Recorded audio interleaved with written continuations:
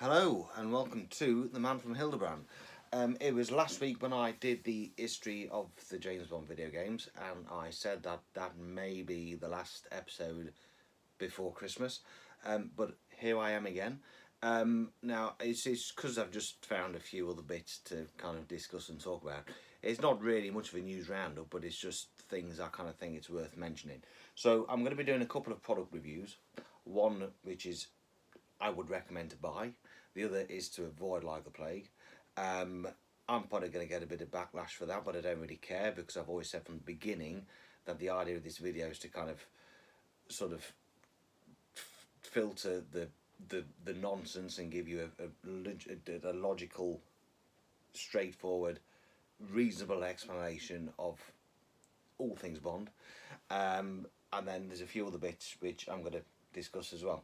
So I'm going to go straight into the product review, and I'm going to first of all start with the product that I would recommend avoid, because in half an hour's time you may just switch it off. So if I feel like if I bring out the first bit first, it's a better chance to get it out there. Now, probably over the past year or so, I have seen adverts on social media, AI generated images, usually of like Daniel Craig. So it's Daniel Craig, but not Daniel Craig. It's Daniel Craig generated by AI, but you can still tell it's Daniel Craig, but it's not Daniel Craig. I would suspect the reason for the AI imagery is because maybe they can't get done for copyright or license or whatever. So yes, I've seen a lot of a particular company, indeed, relying heavily on AI, and with recently, well, probably about in the past 3 months, due to my accident, I've decided now to start the gym to get my strength back up, and if it wasn't for the accident, you would not have called me in the gym. I would have had no reason to go to the gym, but I have now got a reason to go to the gym. And with that, I was seemed to be lacking sort of decent sort of gym wear. I had no joggy bottoms or tracksuits or anything. So I thought, okay, I'm going to get myself some. Where do I go? I know. So I then go onto the SIS Training Gear website. So yes, straight away it's like, enter this promotion code, get 007% off, which in the great scheme of things, getting 7% off isn't great. Um, X amount of people have got this in the basket, blah blah blah. Um, you know, and again it's all full of AI imagery. So I'm thinking, okay, I'll give it a go. So I go and buy myself a tracksuit. It's like joggy bottoms and a zip up top hoodie thing, zip up jacket. It was like in total probably about £110, but it was on a sale. It should have been like 150, but it was now £110. Um, so okay, I paid it. Waited 2 weeks for it to arrive. In the meantime, I was getting bombarded with emails saying that it's been sent off to UQ branch and that it's having the embroidery stitched and it's bespokely made and all this. And then plus, I also, well, according to SIS training, Hayley Atwell is Moneypenny, but of course it's not the Hayley Atwell. It's an AI impersonation of Hayley Atwell, and she's there saying, Moneypenny's on your order and all this and that. So anyway, 2 weeks later, the products come, and I will say that they are very comfy, but the shit. They are not worth the money that I paid for them. They're probably not even worth no more than 20 quid. Right? They are cheap imported Chinese crap. Right? Do not buy from SIS training gear because it's just nonsense. And I've actually learned that anybody who relies heavily on AI, there's something extremely dodgy. Right? It's just poor quality shit. If 007 store had released an Adidas inspired tracksuit, I would get it. Yes, you'd be paying probably the same amount of money, but it'd be worth it. It'd be good quality. But this is absolute crap. The pockets are shit because things fall out of the pockets. Yeah, it's comfy. That's about it. Otherwise, it's very cheap. It probably won't last long. Probably another 3 or 4, I don't know, couple of months after a few more washes, it'll start falling to bits. But it's not worth £110. If anybody's from SIS Training Gear watching this, please get in touch with me. But otherwise, what you're doing is wrong. You are ripping people off.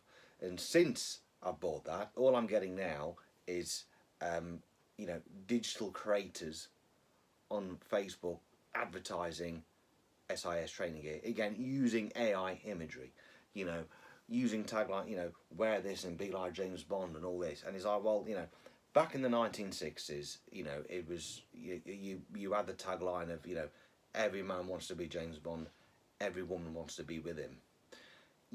Things have moved on. You cannot get away or use that kind of tagline slogans anymore. It does not happen, right? People are actually laughing at these adverts because A, they are shit, and B, you can't fool people thinking, oh, buy the SIS Training Gear and be like James Bond. I have not got the body for James Bond, right? The reason why I bought the SIS Training Gear because I'm a Bond fan and it's Bond inspired. I certainly haven't worn it thinking I'm Daniel Craig. So yeah, no, absolutely avoid it. And I'm not going to mention no names, but there's people who I know and who I follow on Instagram who are selling, who are promoting this. Now, they're going to be quite happy to promote it because it's been gifted to them. They haven't paid for it. It's free. You're not going to complain about something that's free, right? They're advertising, they're selling it. They've got no claims because they haven't bought it. But on top of that, not only that, but you also get people who, just try and add a bit of class and sort of add a bit of authenticity to it by wearing the Amiga Seamaster. All you're doing is polishing turd, right? SIS Training Gear, you avoid. It is diabolical, poor quality shite, right? It's not worth the money that they say it is. All the signs are there. It's constant. I'm getting emails every day offering, sales. Buy this, buy that, get 10% off. 10% is not a great deal, right? It is just, it's poison. That's what it is. And yeah, I'm not gonna. There's one particular person. You either like him or you don't. I think he may have been one of the people behind it, but he's advertising it. He's wearing it. But then he's a very bizarre one. I can't quite weigh him up because then at the same time, he's goes around doing videos on how to get the Daniel Craig haircut. Well, no, I should know. Is it Daniel Craig or Daniel Craig? Don't know. But it's, get the Daniel Craig haircut now, get the Daniel Craig body, get the Daniel Craig, outfit.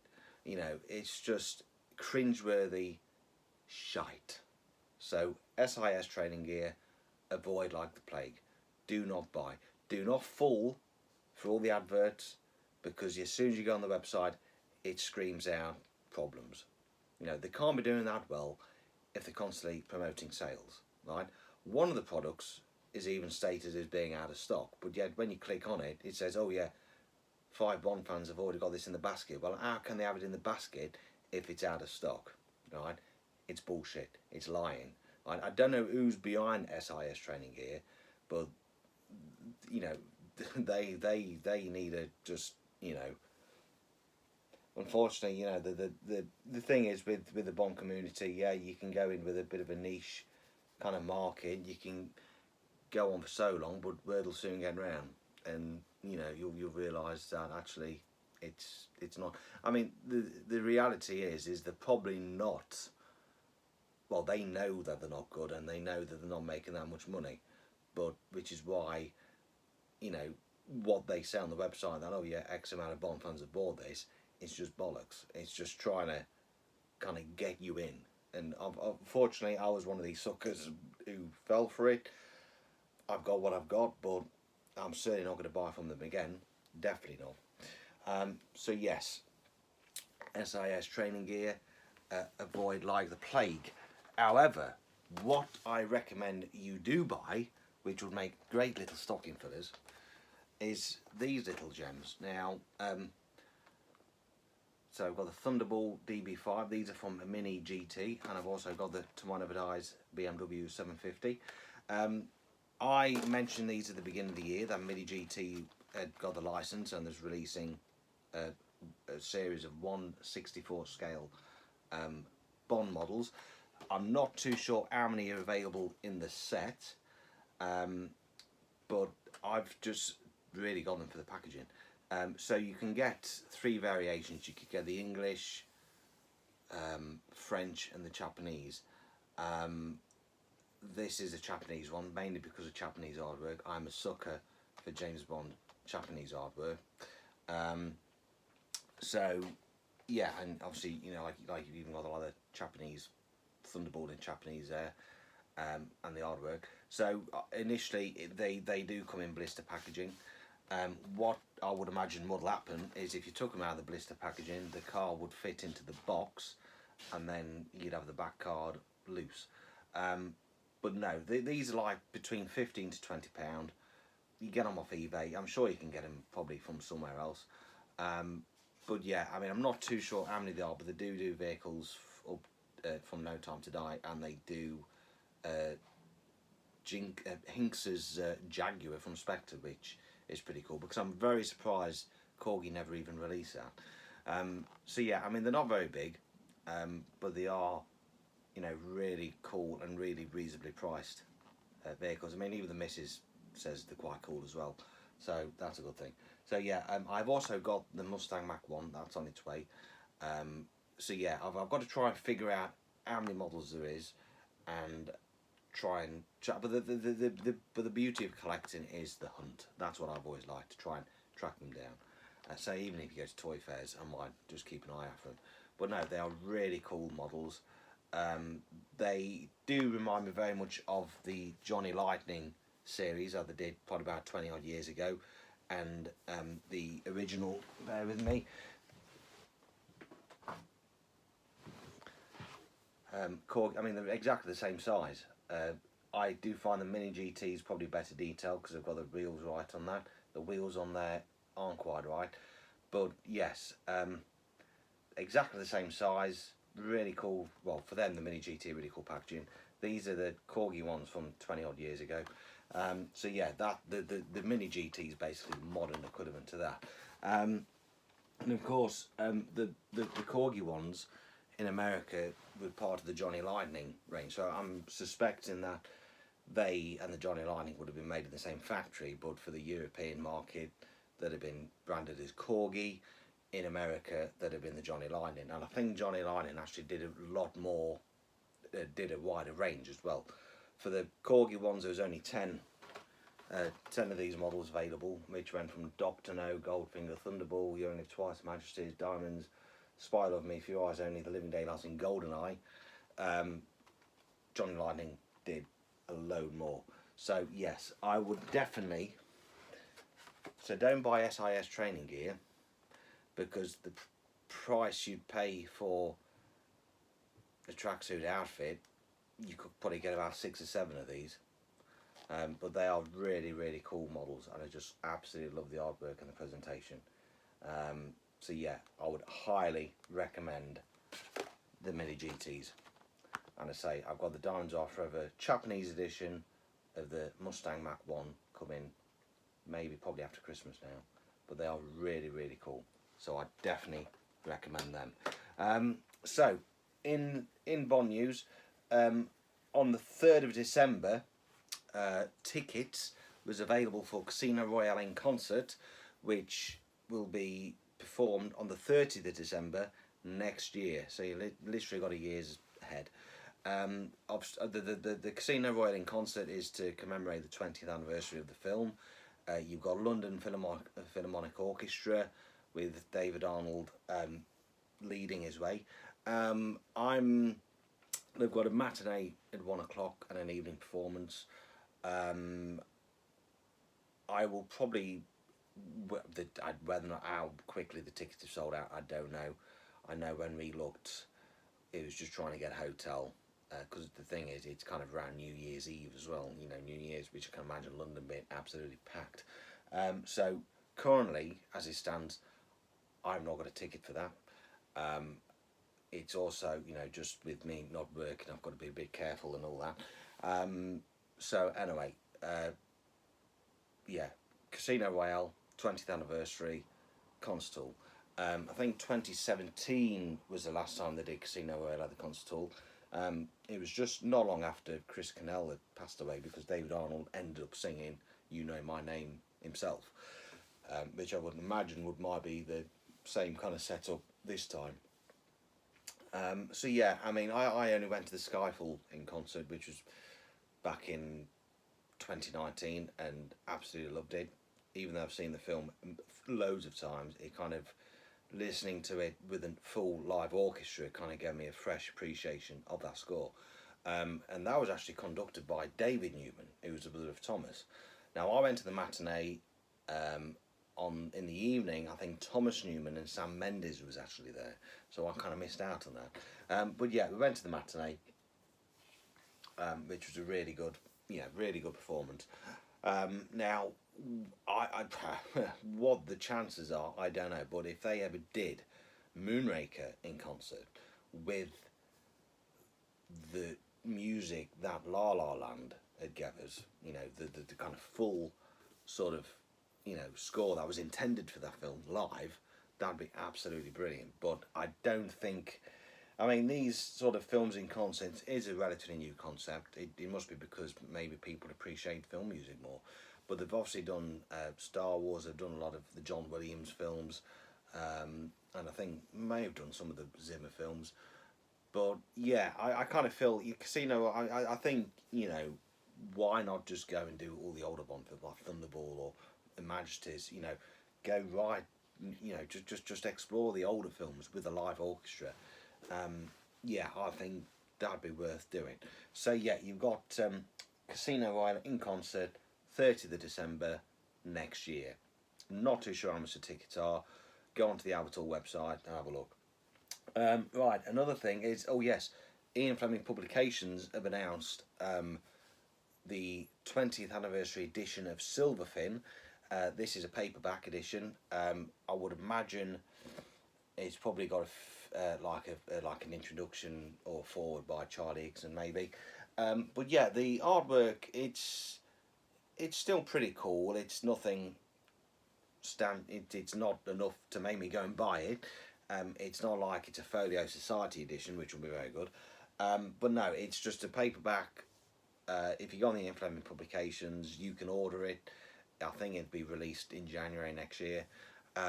So yeah, I just think it's probably about £15, which again is pretty. It's reasonable. You obviously always pay less for paperbacks than you would with hardbacks. So yeah, whether or not we would get the 20th anniversary of Blood Fever, or the 20th anniversary of Double or Die, or 20th anniversary of Hurricane Gold, or 20th anniversary of By Royal Command, I don't know. But I just feel that with me being a completist, and if they're releasing Silverfin in this particular commemorative edition, I would like the other remaining four to be the same as well. So yeah, Silverfin at 20th anniversary edition, available from Ian Fleming Publications.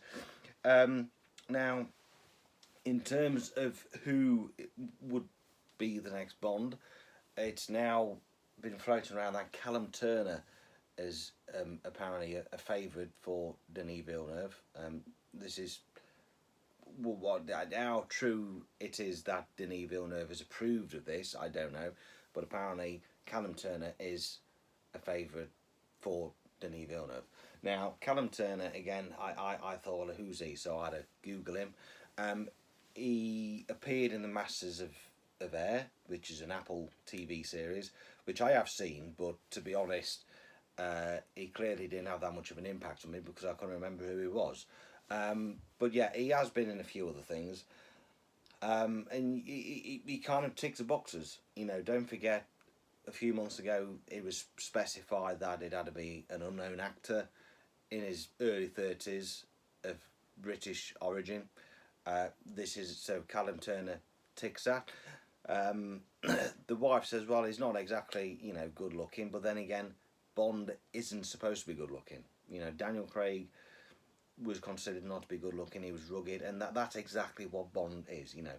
And the fact that Stephen Knight had said that is now going back to the earlier Fleming novels for sort of inspiration is a really cool thing, because it obviously, you know, got that in tone. Now, whether or not the new Bond will be sporting a scar, or whether or not we'll see how he gets his scar, I don't know.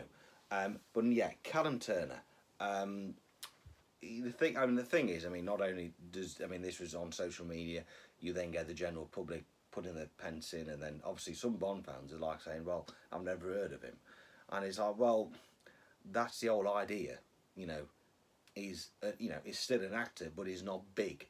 He is unknown, you know. And one particular, you know, comment was, well, you know, he seems quite too young, you know. I want my James Bond to be old and experienced. Well, hang on, Sean Connery was 30 when he was in Doctor No.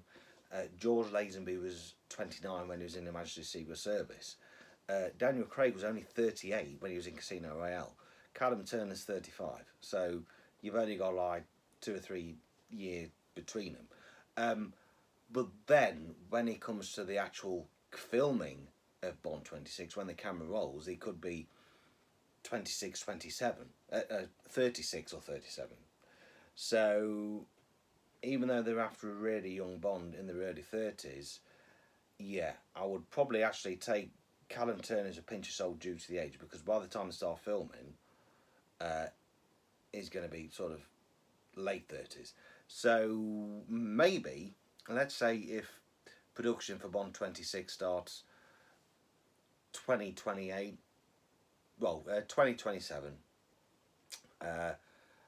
then I would say this time next year we may know who the actor will be, and they would probably have to be around 33. And then by the time they do the first film, they'll be 34, 35. So yeah, I think Callum Turner may be a little bit too old. So probably start looking at somebody, well, who's actually just turned 30 now, and then by the time they get cast, they'll be 31, 32. By the time they film, 33, 34. So yeah, but you ideally want to be somewhere, somebody in the 30s. But yeah, I mean, you know, George Lazenby, he was 29, Sean Connery was 30. They admittedly did look older back then, but I think that's just how it was, you know. Sean Connery, I think, had a pretty tough childhood. And yeah, so I think it's, you know, only natural for people to look a lot older back then. So yeah, Callum Turner, I've got no issue with it. You know, he's tall, dark hair, you know. That's, yeah, and he doesn't have to be good looking. I mean, Aaron Taylor Johnson, he's now a little bit old, and I think there's a lot of rumours and speculation in the press about him potentially doinking his sort of stepdaughter, because his wife's like twice his age, probably old enough to be his grandma or mother. So yeah, there's probably a bit too much speculation around Aaron Taylor Johnson at the moment. But no, I feel, you know, Callum Turner could be a good choice. So we'll keep out of that. But I think this time next year we will have Bond in place. Right, and then finally, right, I'm going to just go on to a little subject here. Probably, every now and again, I'll just see something either on the Hildebrand group or on Instagram. I actually saw something recently on Instagram which thought, okay, this needs to be addressed. 2035, 10 years away. That is a kind of a certain year for Bond fans, because Bond fans now are beginning to lose their shit, because in 2035, well, 12th of August 2034 will be 70 years after the death of Ian Fleming. The 1st of January 2035 will mean that James Bond will be in the public domain, because 70 years after the death of the author, their creation goes in the public domain, and copyright is kind of very loose. People are beginning to lose their shit now, and you know, occasionally it crops up thinking, oh well, will we get Bond left, right, and centre? Will we get will we get films all over the place? No, you will not get films, right? The films, when Cubby Harry had an agreement with Ian Fleming for the literature rights and all that, they signed a deal that they had complete control of the film and TV rights for James Bond. That at the time belonged to Eon / Danjak, which of course now is Amazon / London Operations. We will not get films left, right, and centre. It will not happen, right? If it did, which it won't, but if it did, it'll be like Never Say Never Again all over the place, because you will not be able to use the James Bond theme, you will not be able to have the gun barrel, you will not be able to have the 007 logo, you will not be able to have certain things which are associated with the Eon franchise, because it's all under copyright to Danshak, which is now copyrighted to London Operations. So, but anyway, the film Cinema Bond, you ain't going to get it. You are not going to get it. However, what you will get is unauthorised publications appear in bookshops, in Waterstones, supermarkets, bookshops. Not just the UK, but certain other countries across the world have the similar 70-year-old rule. Now, back in 2014, it was 50 years. So Canada has a different rule. It's 50 years after the author's death. In 2014, marked 50 years, but it wasn't until the 1st of January 2015 that James Bond in Canada, the literature James Bond, was in public domain. And in the result of that, we got this. Now, this is a book which is not authorised by Ian Fleming Publications. It's James Bond. It's a collection of short stories written by fans, and it features James Bond. And this appeared, and you could buy this off the shelf in Canada. This is also another buyer's beware. Do not buy it. I think you can probably get it on Amazon and on eBay. You may have to pay a little bit of money because they are quite rare, but it's this is a kind of shit that you will expect in the UK. It will not be anything good. It will not be anything quality. It will be pure crap. Now there's probably a handful of good stories in this. Otherwise, the rest are just absolutely crap. It's fan fiction. Some of it is just not even Bond. It's just totally something else. But of course, they've got away with it because there's nobody. It's unofficial. It's not approved by Ian Fleming Publications. None of these people have been asked by Ian Fleming Publications. They've done it because there's nothing they can do. So this was released in 2015 in Canada. Also at the time, I can remember reading something about Ryan Gosling being approached to play James Bond for a Canadian adaptation of Your Eyes Only. Of course, that never happened because the film cinematic Bond belongs to Eon at the time and Danchak. There's nothing they could do with that. So yes, this is where it gets interesting. This is what people don't realise, right? This is the whole idea of this channel, is to sort of try and put people on the straight and narrow and tell them to calm the fuck down, don't lose your shit, because this is where it gets really interesting, right? If somebody was to write a James Bond book and get it published, right, they, for starters, will not be able to put James Bond beyond the wheel of an Aston Martin DB5, because the DB5 is purely a cinematic incarnation. That only appears in the film.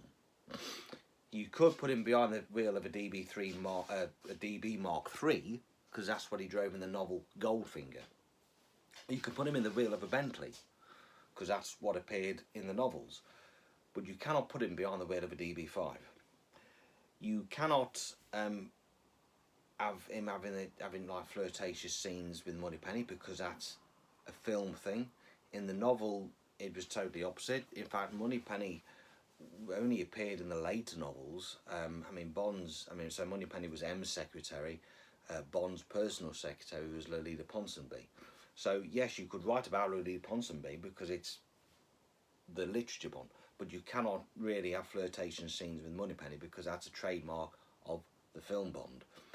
Shaken and stirred, you can't have you can't have a book with him using that tagline because that's using that phrase because that's an Eon entity.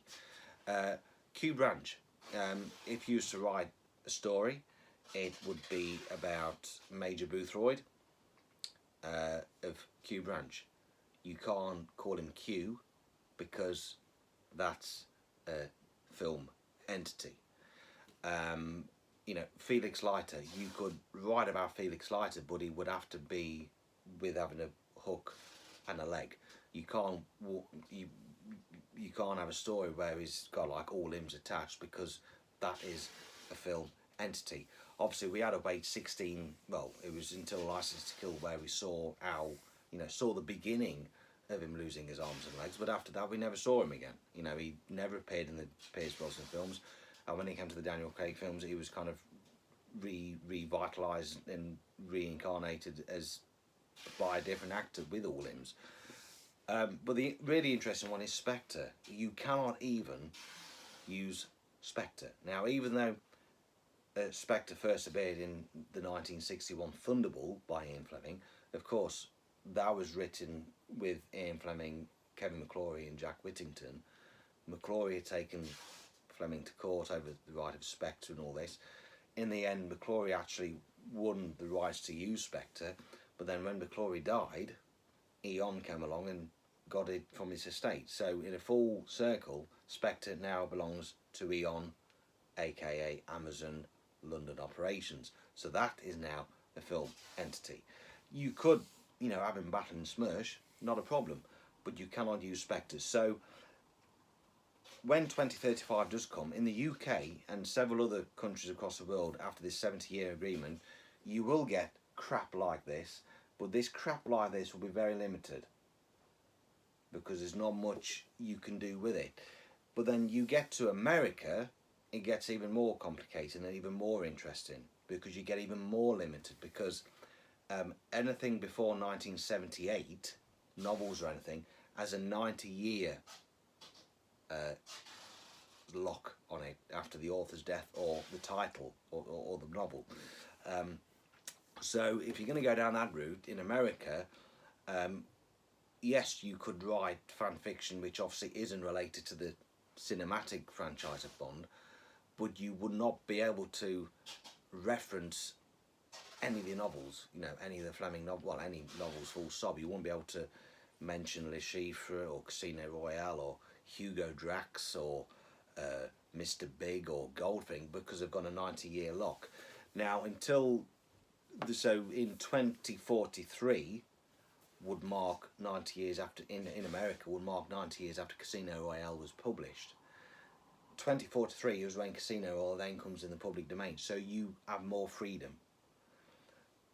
But other than that, you are very, very limited. 2043 for Casino Royale, 2044 for Live and Let Die, 2045 for Moonraker, 2046 for Diamonds Are Forever, 2047 for From Russia with Love, so on. You until then you cannot do anything really. It'd be absolutely pointless. You certainly won't be able to write anything that's sort of infringes on the cinematic Bond. You can't write anything which could potentially infringe on Casino Royale or Live and Let Die because until 2043 they are still locked. They are not in the public domain. Now, some of the earlier Agatha Christie novels are now in the public domain because they're more than 90. They've gone past that 90 years. So if you look at the very first novel she did was the Mysterious Affair of Styles, followed by The Secret Adversary, Murder on the Links, The Man in the Brown Suit, the Murder of Roger Ackroyd, Secret Chimneys, all them, they are more than 90 years. The other ones aren't. They're still in the lock, but they're more than 90 years old. So therefore, in America, they are in public domain. Now, I'm not too sure. I mean, you're probably best off asking Mr. Alan Porter, the director of the Ian Fleming Foundation, because he and his wife do a brilliant podcast, which is called Chronological Christie, and his wife has been an avid Christie fan for years. Alan's only just discovered it, so now between them, is kind of expressing his thoughts on his first kind of time reading them, which is really cool. So, in terms of America, I don't know. I mean, there might be unofficial publications of, you know, the earlier Agatha Christie's, you know, the ones I've mentioned. There might be, you know, fan fiction. There might be things playing on them, but for the later ones, I can't do it because it's within that lock. So, in terms of 2035, it's a matter of just wait and see. But don't lose your shit. Don't expect it to go crazy because it's not. All you will get is just stuff like this. Books appearing in all good bookshops, which are just, you know, used, which will be very, very limited. You know, you cannot. Personally, I don't. I mean, don't get me wrong. I mean, there is some little short stories in here which are okay, but others are just crap. But if you go in there, don't expect anything great, right? Because we're certainly not going to get it left, right, and centre because Amazon own the right to the film Bond, so it's not going to be any of that. So yeah, in terms of copyright, 2035, just don't lose your shit. Just it'll be okay. It won't go mental. Amazon will go control of the cinematic Bond. How many films we'll get in 10 years' time? I don't know. Probably another 3. But yeah, the most we'll expect is stuff like this, and even this will be very limited because, and especially in America, will be even better. You'd hardly have nothing to worry about because the freedom is so much stricter because you've got 90 years, and you'd be very limited to even more what you can write about in Bond. So yeah, really don't worry about that. So I just felt that needed addressing. How many people can actually listen and pay attention to that, I don't know. Now, another thing which is worth mentioning, which I kind of surprised that nothing's been mentioned yet, but I thought, well, I'm going to do a bit of research. So 007 First Light, I was thinking about the music, thinking, oh, well, I wonder who's doing the score. Is it anybody famous? So apparently the British band The Flight, which consists of Rob Henson and Alexis Smith, doing the score. They're composing the music. I believe it is going to be orchestra as well. Now they have done a lot of music for games. They've done for the Alien Isolation, Horizon series, Assassin's Creed, Gotham Knights. So they've got quite a good sort of curriculum, if you like, a CV of good solid titles behind the name. So yeah, I mean, when you read the interviews, it's the same old. It's like, you know, we want to try and bring, you know, the Bond sound or bring Bond up to date, but still pay respect to the 60-year rich history, which you kind of hear that all the time. So yeah, I'm very intrigued to know how that goes. I'm pretty confident we will get the Bond theme in there, because I think recently the Bond theme has been played very scarcely in Bond video games, mainly because every time they play the Bond theme, they'll have to pay royalties to Monty Norman. Now Monty Norman's passed, I don't know how that goes, but I would suspect we should have a bit of Bond theme in there. Of course, Lana Del Rey there's no official confirmation, but it's sort of pretty much rumoured, and with good source it could well be true, that she is singing the song to First Light. I would suspect, and I would not be one bit surprised, that will probably be, you'll be able to listen to that on the radio. That'll probably become in the charts, and that to me would just get that would be part of the publicity machine for this game. This game's coming out March 27th. February, anybody will think there'll be a Bond film coming out. Now, even if you're a Bond gamer or a Bond fan, just embrace it, because Bond's being built up. It's now coming back at the public eye. I've said this before. You will still see adverts on buses, on billboards, on TV. You will see it everywhere. Bond will be back. 007 First Light is kind of the warm up to Bond 26. It's getting people's groins going. It's getting the buzz going. So I believe that First Light will be on radio, and it'll no doubt be in the charts.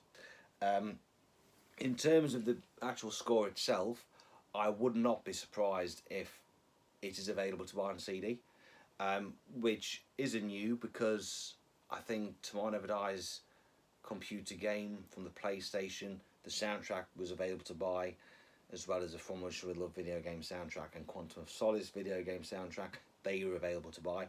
I believe that they still are there. You could probably get second-hand ones at eBay, but pay a lot of money because they are quite limited releases. I would not be surprised if First Light comes on CD, and if it is, I'm getting it, because again, it's marketing. Games now get treated just like films. They have premieres and all sorts. I mean, the material that we've had related to First Light so far has been immense. We've had a lot of behind the scenes footage, a lot of promotional stuff. I mean, you go on 007 store, you can even pre-order like the deluxe edition for 170 quid, and that's kind of consists of a hard copy of the game, probably a digital copy, a couple of free downloadable skins, and like a prop replica of the gold head, which I've seen in the trailers. Don't know what it's about, but it's clearly, you've got to play the game to understand what that is. I mean, 170 quid's a lot of money. I showed the missus. She says, well, actually, that's pretty cool. Usually when she says that, it means that, she's happy to have that on display in the living room, but I'm still can't justify 170 quid. So yeah, they're really getting to town with. I mean, you can also buy not only with a gold mask, but you can buy the game with a replica of the golden gun as well. So in terms of product, they really are kind of going into town with it. Probably more so with any other Bond game ever. This is probably the first time that they're taking it a step further. Now, I would not be surprised if Corgi come along and release the DB5 Triumph motorbike, the Aston Martin DBS in the Persuaders colour, and the Aston Martin Valhalla. They'll probably, release a sit tied in with the game. Of course, I mean, I think Halo and even Star Wars games, they have their own figures and merchandise connected to the game. So it seems to be a new thing. I certainly won't be surprised if we get the Amiga Seamaster Chronograph, which are features in the game. That'll probably come out as well. Talking of Amiga, I can't say I'm a massive fan of the latest Seamaster. It looks too much like a Rolex. I mean, I liked them because they stood out from Rolex, and Rolex stood out from Amiga. I know they're both Swiss, but I just think, nah, not really that keen. So let's just hope that they kind of deviate next time from Rolex. But anyway, yeah, so I'm kind of, hoping and really confident that, in terms of, I mean, with Corgi, I mean, they've already got the Triumph mould, they've already got the DBS mould, they've got the DB5 mould. I'm sure they can knock up a Aston Martin Valhalla mould. If not, they probably already do one, but not in Bond colours or packaging. But you just respray it and put it in the Bond packaging. So yeah, I kind of feel that for collectors, that they will, that this First Light will be treated as a film in terms of promotion, campaign, marketing, publicity. If you're not a gamer, still just embrace it, because this is just to get Bond up and running for Bond 26. When Bond 26 comes, it'll just lose its shit. But 007 First Light is, I suppose, the pre-title sequence to Bond 26 in terms of marketing. It's getting the publicity going. It's getting there. So yes, The Flight, which is a British duo band, doing the score. Don't know what to expect. I'm I would expect it to be released on CD soundtrack. Obviously, we've got Lana Del Rey song coming probably next year. That'll be in the charts, no doubt. So yeah, we've got First Light. So nothing new, but just product review. Do not buy from SIS Training Gear because it's just a scam. It's certainly not worth the money that they want. However, please do buy these if you're into the cars, because these are really cool, niche, little, affordable cars. We've got the Silver Vin 20th Anniversary Edition available to buy from Ian Fleming Publications. Also, buyers beware. I would not recommend to buy this, but if you want to buy, because just for the curiosity, go ahead, but expect to pay a little bit of money. But yes, Callan Turner, I'm okay with the choice. But the copyright, I say, you know, the most you'll get in 10 years' time is something like this appearing on bookcases. That's all. It's really not going to be that bad, and there's a lot of restrictions on what can happen and what can't happen. And then also the Flight are doing the music for 007 First Light. So anyway, this will be the last one for Christmas. I'll probably no doubt be back in New Year. And I will, you know, I'll probably do an episode in January to kind of sort of, you know, what to expect in the world of Bond for next year. And if there's any Bond news worth discussing, I will discuss it there and then. So anyway, have a very good Christmas, and, you know, please come back and tell me how Christmas trees are growing, because I should imagine that you will all know that by now. And yes, I hope you all get a lot of Bond goodies for Crimbo. And yeah, here's to 2026. Yeah, in the world of Bond. So anyway, thank you for this year, because I would have been, this channel would have nearly been happening for a year. It's been a pleasure to do. So yeah, we'll see what next year brings. And yeah, in the meantime, cheerio. Goodbye.